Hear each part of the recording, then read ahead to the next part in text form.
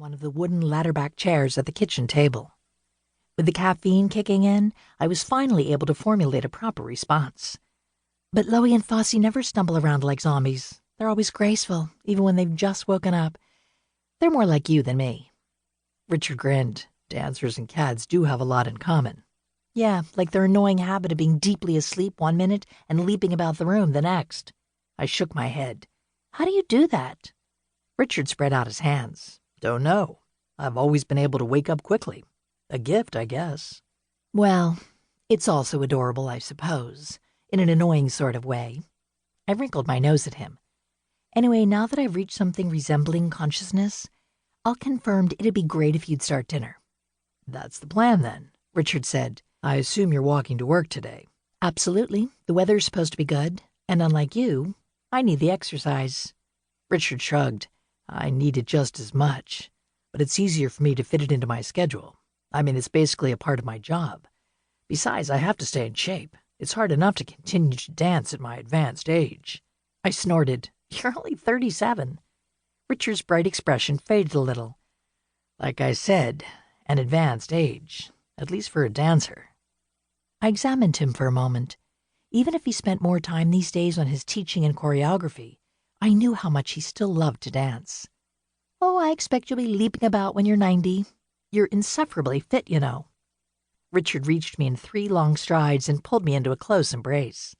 Are you complaining? Of course not, I said, my words muffled by the folds of his white cotton shirt. Although Richard was of average height for a man, I was rather short, which meant the top of my head only reached his shoulders. I leaned back and looked up into his amused face. Which is one reason I feel compelled to walk more now. I have to stay somewhat in shape if I hope to keep up with you. You're fine, just as you are, Richard said, before kissing me again. A gentle knock on the door interrupted this enjoyable interlude. Stepping back, Richard turned and called out, Come on in. Must be Lydia, he added, turning to me. No one else uses the back porch door. Or would show up so early, I said, frowning. I hope nothing's wrong. The door swung open to reveal my aunt, frozen in place, as an orange-striped tabby wound his way around her slender ankles. Hello there. Aunt Lydia held out a basket filled with muffins. I just finished baking and thought I'd share. If Fosse will allow me to enter, that is. He's taken it upon himself to be the welcoming committee, I'm afraid. Richard bent down to scoop up the cat, who snuggled into his arms and shot my aunt a triumphant, golden-eyed stare. I knew putting in that cat door was a mistake. Aunt Lydia crossed over to the kitchen island to set down her basket. I disagree. It gives the cats access to the screened porch, which provides them with fresh air without allowing them to roam outside, which the birds in my garden appreciate. It protects the cats from the wild critters wandering the woods in back of our houses, too, I said, not to mention the cars out front. Richard set Fosse down on the wood-grained vinyl plank floor. Run along, you rascal. Join your sister on the kitchen chairs. Straightening, Richard cast Aunt Lydia a warm smile. We usually have to dump them off before we sit down to eat. Which is one of the reasons my pants are always covered in cat hair.